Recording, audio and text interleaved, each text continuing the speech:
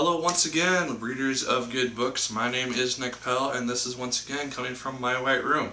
Now, if you have been subscribed to me for at least a year, you'll remember last year at about this time, I did a top 10 list for the books that I read over the course of that year. This year, I'm going to be doing 4 of these. I'll be doing one for books, movies, TV shows, and video games. The ones that I have chosen for this year as my top 10. Just in case you're curious, the video game one will not be out until 2014 sometime, just because I need to get footage from some PS3 games and I forgot to bring the cord that I would need to do that. So, not bad. Just keep in mind, these are not books that came out in 2013 per se. Some of them did, but most of them are older books, and this is just a list of the books that I read.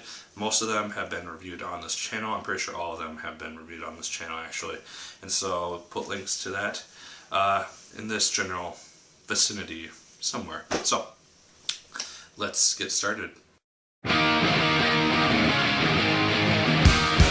Number 10 on the list is a book that I read, I think, fairly early in the summer. And it is the second George Orwell book that I have read, and it is called Animal Farm. Like I said, it was the second book that I've read. I didn't really like 1984 that much. I liked this one a little bit more than that one. It's generally about the personification of, well, it's not about this, but they personify animals with human traits, and they essentially reflect kind of a communist stance, I want to say. Yeah, because it deals with Stalinist Russia, is written about that time. Overall, just really good book, really interesting ideology, and it's my number 10. Number 9 on this list is a book that I have been meaning to read since my senior year in high school when I played in the pit orchestra for this musical, and it is Phantom of the Opera.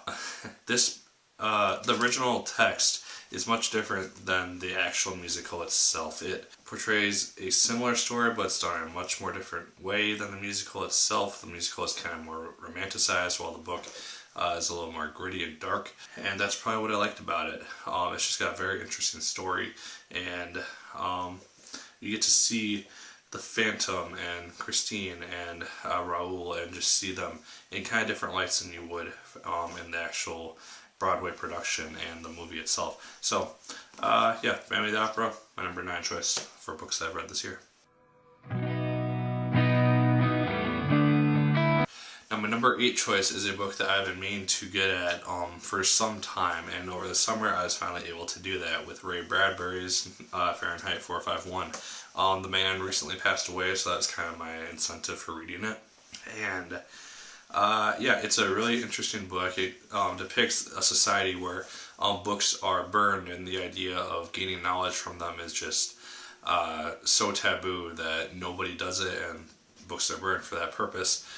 This man who's been a firefighter, and in this world firefighters are people that burn the books, he picks up a book, he starts to look into it, he starts to get interested in it, and he starts to hoard books, and just kind of tries to save them and all this type of stuff. It ended a little bit more suddenly than I thought it could have, and I thought that it could have expanded a lot more on the idea and developed into a much more interesting story. But as a whole, as a book, and the ideas that it showcased, I thought it was really interesting and a well done book. Now, my number 7 choice is a book that I read back in high school, my 9th grade year of high school, and I decided to re-pick it up and see if I could get more into it than I did then, and I did. This is William Golding's Lord of the Flies, and it is a very interesting book, a very well-known book. It's fairly old, but that's why it's a classic. It's about these British boys who end up on an island after I think a ship crash or a plane crash or something. It basically shows how easy it is for humanity to dive back into barbarism after all society kind of crumbles and the laws of the system don't work, and it kind of shows what can potentially happen under these circumstances. you see like the loss of innocence and the loss of humanity through these boys, and is a really interesting book. Yeah, Lord of the Flies, my number 7. Now my number 6 choice is a book that took me a longer time to get through than it probably should have, but I got through it, and I've seen many adaptations of this through movies and TV and other forms of media, and this is Robert Louis Stevenson's Treasure Island. This is a very well-known story. It covers the general plot. Chapters are pretty easy to get through.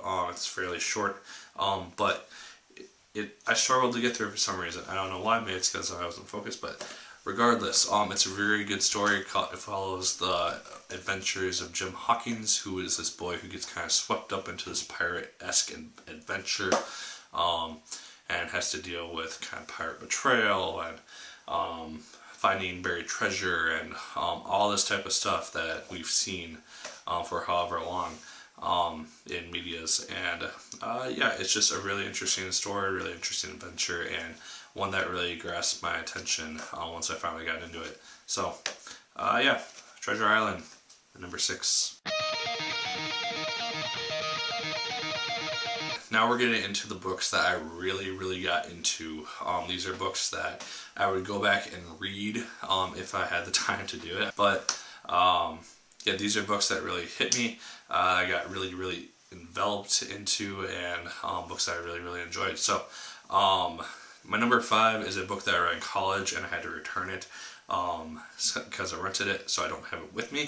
But it is Genghis Khan and the Making of the Modern World by Mr. Weatherford. I do not remember his first name. It essentially covers a good chunk of the Mongol Empire's history. It talks about Genghis Khan and how he kind of rose amongst the ranks and became this all-powerful warrior and the leader of his Khan, and just shows how he was able to kind of follow the example of Alexander the Great and kind of expanding the Mongol Empire, uniting a bunch of the tribes under his rule and the Mongol culture, and doing that. They cover Genghis Khan for about maybe a fourth of the book, and then it talks about the majority of the rest of the Mongol Empire and the other leaders and the rises and falls of certain people, and the way that the Mongols improved their culture and the cultures of other civilizations that they conquered. And it just kind of opened my eyes to like the reality of the Mongols and the facts that they were in many ways more civilized than the Europeans who feared them and thought of them as just barbarians and uncivilized savages. So Genghis Khan and the Making of the Modern World was a book that I really got into, and was one of the few history books that I've had to read that I just gladly sat down, took the time to read, and just really enjoyed. So that book is my number 5. Number 4 is a book which came out earlier this year in May, and it is by an author who is well known for his other works such as The Da Vinci Code, Angels and Demons, The Lost Symbol, and then others, is Dan Brown with Inferno. This follows the story of Robert Langdon. Once again, he is off on another adventure. I really liked that in this book they kind of stress that Langdon is getting kind of old, and I think I said in my review that it would be really interesting in the next Robert Langdon book, assuming that there is one, we have him like get killed off because he does get kind of too old for these adventures, and he does eventually go outside his ability, and he does end up getting killed in some way. But the book itself was a really interesting story. It had a lot of plot twists and whatnot, as Dan Brown is known for, and it covered a lot of the really interesting history. A part towards the end, which I really enjoyed, was the fact that they went to Turkey in the book, because I had recently been there, so I recognized a lot of places that they were talking about, especially like the main setting for the end of the book. And then also touched on overpopulation of the world and the different solutions for trying to overcome this problem, and whether or not a definitive way of ending it is the right way to end it, even if the population isn't aware that it is being acted upon. So, Dan Brown's Inferno is definitely my number 4 choice. Now we have the top 3. These are books that I really, really enjoyed reading, and that I I really got into probably more so than the other 2 that I just mentioned. First up is from a new author. This is the first book in the series, and I recently just read a review copy of his second book in the series, which will have the review coming out on January 14th, called Exterminators Infected.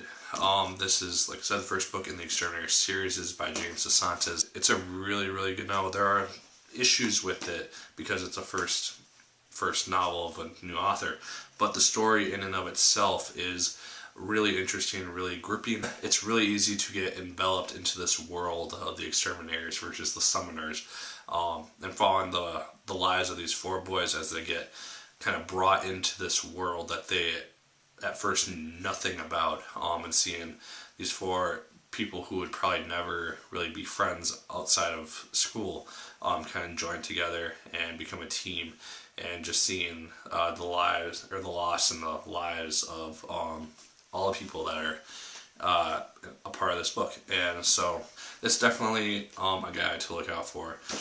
He's going to be having a bunch of books coming out in the next few years, and I'm looking forward to all of them because he definitely got me with this one, and definitely check out his next one, the sequel, after you read this one in January. So, Exterminators Infected, my number 3.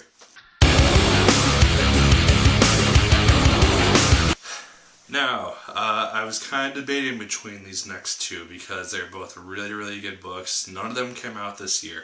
They're just really, really well done books, and they got my attention more than any other books that I read this year. My number 2 book is Stephen King's The Shining. This was a book that I have heard about for years upon years. My brother read it years ago. My mom read it when she was younger, and now I finally read it, and I basically just got through it within a few days, and it really envelops you. This is my first Stephen King novel that I've ever read, and it's definitely a really good one. It starts out a little slow, but then it just picks up. There's a huge mystery about it, and just seeing what's going to happen with these 3 individuals who are in the Overlook Hotel, and seeing the history of it, and seeing people who died. There's definitely huge suspense throughout this whole thing, and I really did enjoy it, and I got really absorbed into it. I enjoyed it immensely, and it definitely set me on a course to read more Stephen King novels. And you might even see one coming up soon. Hint, hint, hint. Yeah, Stephen King's The Shining is definitely my number 2. And we come to the last book in my top 10. This is the number 1 book that I read this year. It is a book which is full of sci-fi and space fighting and futuristic stuff. And it had a movie that was released about it, which I didn't really like, but I love the book. Orson Scott Card's Ender's Game. This is a book that I was told to read by numerous people for a while, and then I finally sat down, I read it, and it just got me into it so quickly. Chapters are a little long, but the story is just brings you into it so easily. It's about Ender, who's this kid who is insanely smart and has to go and learn how to fight and be a soldier, and the way that the book paces and explains Ender's story I thought was just really, really well done. And then we have like a whole chapter which is a side story dealing with his brother and sister, and seeing and speaking on how easy it can be to gain power and influence in a world, especially with mass media and in this day and age. Social media devices such as Twitter, Facebook, YouTube even, and just the different ways that that can be exploited for one's own personal gain. And so, and then we have kind of at the end of this book the idea of, is the outcome kind of worth the actions that you committed in order to win something, whether it be war like in this, or if it's just winning a game with a friend or what have you. But this book definitely makes me want to read more in this series, and I more than likely will. I just need the time to do it. So, yeah, definitely Ender's Game, my number one pick. Again, tough choice because these top five were all like really, really close to each other, and I really got into all of them. But this one stood out in my mind more than any of them as my number one choice. There you go, guys. That is my top 10 list of books that I read in 2013. Click up here for the links to my top 10 movies that I saw, TV shows of the year, and then eventually the top video games that I played.